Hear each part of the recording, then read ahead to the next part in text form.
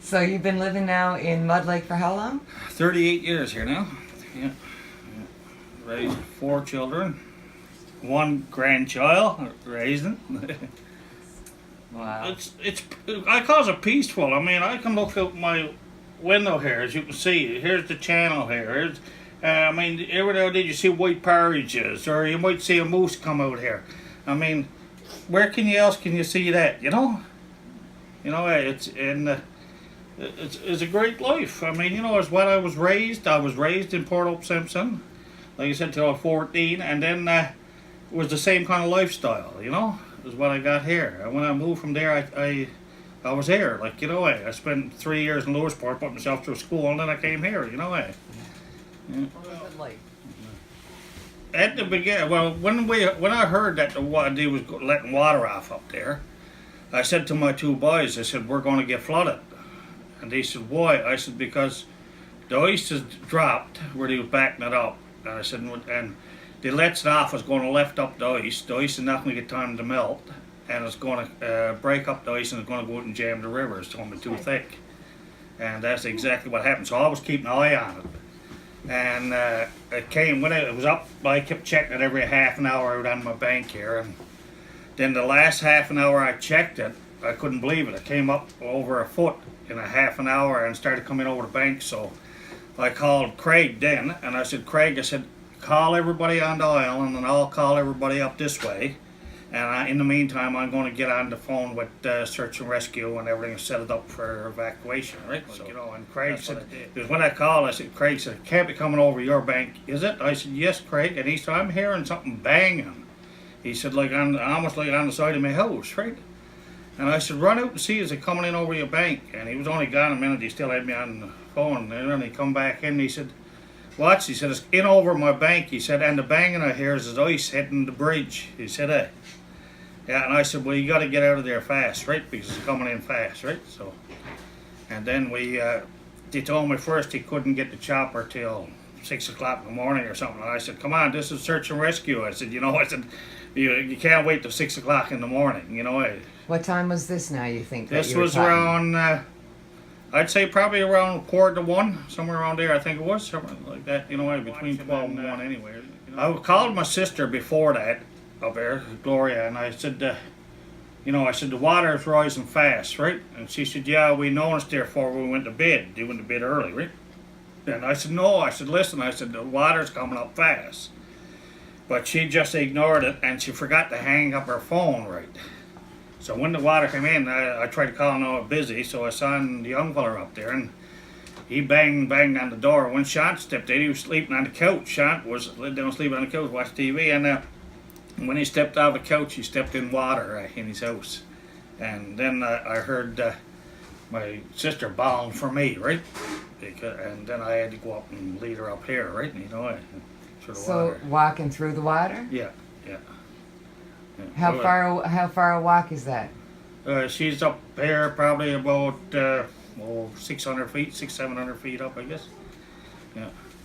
And what was it like walking from there to here that night? It was water like all the way up across here. I got a 20-foot boat, and she come right in over the bank. I had her tied up on top of the bank, she was floating. And like I said, we're up on the highest bank around there, going all this way, and the water was right in here. And I got a son in there. He's about 600-700 feet in, and the water was gone on and around his place. And when we got the dogs out the next day, the dogs was in water when I went to get them. I was starting to get in water, and we had to go down that night where my other son was too. He moved his back in the woods, thought he was going to be safe that day, and I told him, I said, no, I said, bring them up here, right? And he said, no, they had a nice spot in there. He said, they'll be good in there. 8:30 that night, he called me, all in panic, come down and help. He said, my dogs is up to their waist in water, right? So their bellies in water, so we had to rush down. We went right on into where the dogs was in boat. Oh. Yeah, in the woods, in the boat, Yeah, and that, but everything worked out good. I mean, we was lucky that we got out. Everybody got out, and me and Junior now and Carl stayed till the last thing next day till we got the dogs all out, and that. But So your wife and family left on the choppers in the morning? Yes, yeah, yeah. But it was sad. It was sad. Like, the hardest part for me, I think, was the next day when I still feel up when I'm talking about it. When I shut my door to walk away. That was hard. Because you I didn't. didn't know if I was going to see my house again, right? Yeah, and that's all. Yeah. Like I said, that was the hardest part for me, right? Yeah. And like 38 years trying to get what you got, and then walk away from it, not knowing if you're going to get it, the big going to be there. That's awful thought. Yeah. So when you left with your sons, then when you shut the door and walked away, you guys got on a chopper then, Yeah, because it was still the only way to get out. Hey. Yeah, that was late in the next evening there. And what did it look like then? Well, everything was in underwater. I mean, even the cemetery down there, all that was in underwater, and like the whole island was in underwater, and there was even all in here going into where the incinerator was all out water. All you could see up to there was water. And that, Where did the chopper come to pick you up then up that to the day? power plant. Was it? Yeah, when she come there, the water was right close to the chopper. Only was probably 8 or 10 feet from the chopper where she landed. Right? Come back to your home. I was only up there 2 nights. Oh yeah. Yeah, I came back then. Did your wife come with you? No, she was up there 2 weeks. The wife was. Yeah, I was down there cleaning up and that, and once we got the power back on, that then she came down too. And was there a lot of damage to your home?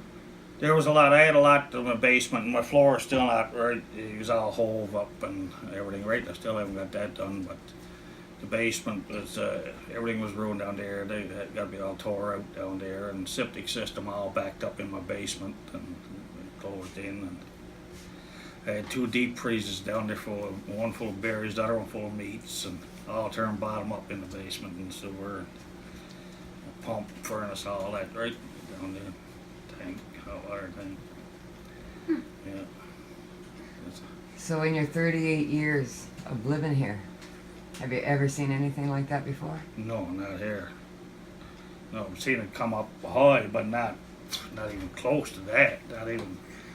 I mean, I think the highest time was probably back in '83, if I'm right. I can remember kept the eye on it there, had a stick on the bank from Maynard's then, keeping measuring it, and we thought that was only a little over halfway up the bank then, and we thought that was high, yeah. And so that was like the worst time Yeah. that you ever had before this. Yeah, oh Incident. yeah, and that was nothing, yeah. But I guess it was like what caused it, I guess, was the rain that fell out the year before. that's what they said. Right. Yeah, they could have just said 20 years ago, it would have been the same thing. Right. Do you believe all that stuff? No, not a chance. No, not a chance. I mean, yeah, anyone with common sense knows the rain that fell the year before is not going to give you a flood this year, They got all a full year to drain off, Yeah. How do you feel about living here now? I mean, has it changed your view of the place or how you feel about living here? No, like for me, the thought of if I ever got to leave here, I don't really even want to think about it because it's too hard. I mean, like I said, I got most of my life here. And this is my home. This is where I raised my kids to, and my grandchildren are being raised here. And the thought of we're frightened to death. I got to tell the truth. I'm frightened. There's nights I can't sleep. I picture my grandchildren floating away, and it's really stressful. Yeah. And that, so I mean, we don't know. We know that from what everyone is saying, North Spur is not stable. If that breaks open, I mean, we're gone. And just the thought of my grandchildren being washed away, and that, and like I said, I don't understand a lot of it. I don't understand because I mean, you go and threaten someone's life for something, you get charged for it, but yet the government can put thousands of people's life in danger like that, you know, and with no consequences at all. I mean, not only us here, but the lower the valley is in the same situation, you know, and that's what I don't understand about it. You know, how come they can, you know, put our lives in danger, and not, you know, be nothing done about it, you know? Yeah. But we're scared of what's going to happen this spring coming. We're, you know, we're frightened of what's going to happen then. But I try not to think about it, but you can't help it but think about it. There's more or less in your mind all the time, you know. Yeah. And the hardest part, I think, for me is, like I said, not myself I'm worried about, is my family. Like, you know, So explain your family. You got, who's living in Mud Lake? I got three kids of my own, or four kids of my own. Three is in Mud Lake, and one is in Goose Bay, right? Yeah, and now Junior is married here, and Carl, my oldest brother, he's married here, and he got three children down there. And my daughter, she lives with us, my oldest daughter, and I hope to raise her daughter. Like, so, you know, she called me Dada, you know, hey, and that, but, you know, and so, I mean, you know, it's, and like Carl, the junior, he got a brand new house in there built for him about 4 years ago, and Carl's moved into his, he was in his a year, November there, last November, he was into his big house there, and that, and, I mean, you lose all that, I mean, that's a lot, you know, and he moved away for 7 years to Nova Scotia. That's where he met his wife too, and then he moved back home. Wanted to be home, raise his kids home, you know, and like to lose all that and have to, you know, give it all up and go away again, you know, that's really hard, you know, yeah.